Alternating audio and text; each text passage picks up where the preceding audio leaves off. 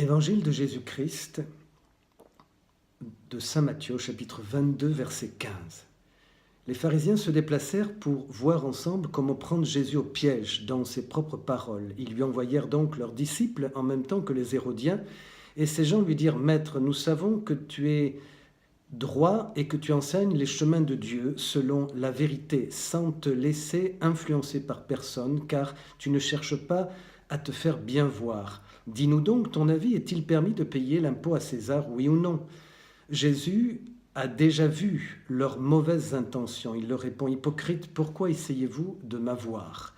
Faites-moi voir la monnaie qu'on donne pour l'impôt. » Et il lui présente un denier. Jésus leur dit « Cette tête et ce nom qu'on a gravé, de qui sont-ils » Ils répondent « De César ».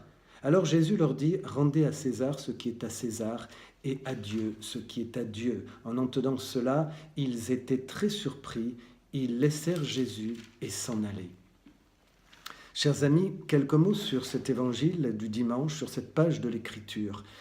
Bien sûr, dans le contexte, nous pouvons comprendre qu'il y a un piège dans cette parole, ces grands mouvements de l'époque, à la fois les Hérodiens compromis je dirais dans ce milieu politique, à payer ce denier à l'occupant romain, les pharisiens peut-être en résistance encore, en tout cas pour certains d'entre eux. Donc la question que posent ces hommes, évidemment, est pour mettre Jésus mal à l'aise. Est-ce qu'il est de ceux qui sont comme les autres, c'est-à-dire avec un esprit compromis, un esprit mélangé, ne sont pas honnêtes, ou est-ce qu'il veut se démarquer et puis devenir, entre guillemets, un révolutionnaire, enfin quelqu'un qui serait insoumis en ne voulant pas payer l'impôt. Alors, c'est le contexte, mais ce n'est pas l'essentiel. Le plus important, c'est la question de fond qui vient derrière, que Jésus va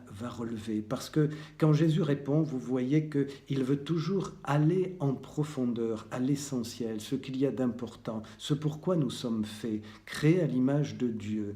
Eh bien, la bonne question, c'est celle-ci, je crois que nous pouvons tous nous poser à travers cet évangile. Qui voulons-nous servir ? Ou, deuxième question, peut-être annexe, qui cherchons-nous à servir ? Qui voulons-nous servir ? Eh bien, la réponse est simple, nous voulons servir Dieu. Alors, je me pose encore une question annexe.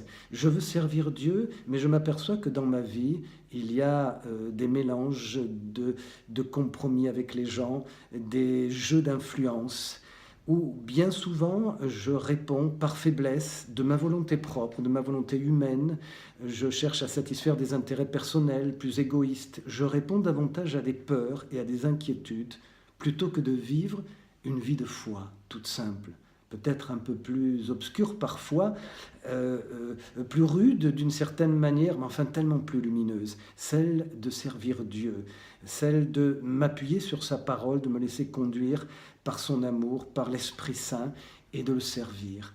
Et je m'aperçois que finalement, bien souvent, je suis l'objet de César. Je sers César, c'est-à-dire l'esprit du monde, par mes compromis, mes inquiétudes, mes peurs, mes manques d'audace. J'ai bien conscience que je ne suis pas toujours disponible pour servir Dieu. Alors, Jésus nous rappelle bien l'essentiel.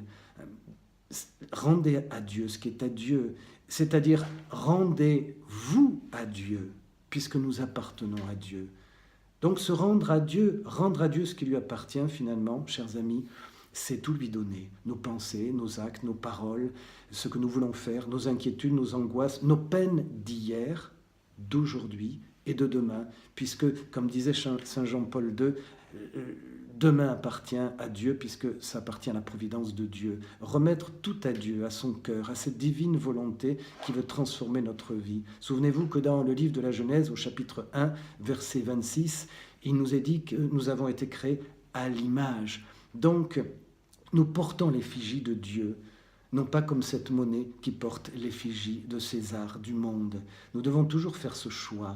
Et nous savons que chaque fois que nous répondons à ce choix qui est de tout donner à Dieu, nous entrons dans cette véritable vie qu'est la vie dans l'Esprit Saint, la vie dans le don de Dieu, la vie dans la divine volonté du Seigneur. Nous commençons à aimer nos frères, nous sommes plus esclaves de ce monde, de nos intérêts, de nos inquiétudes.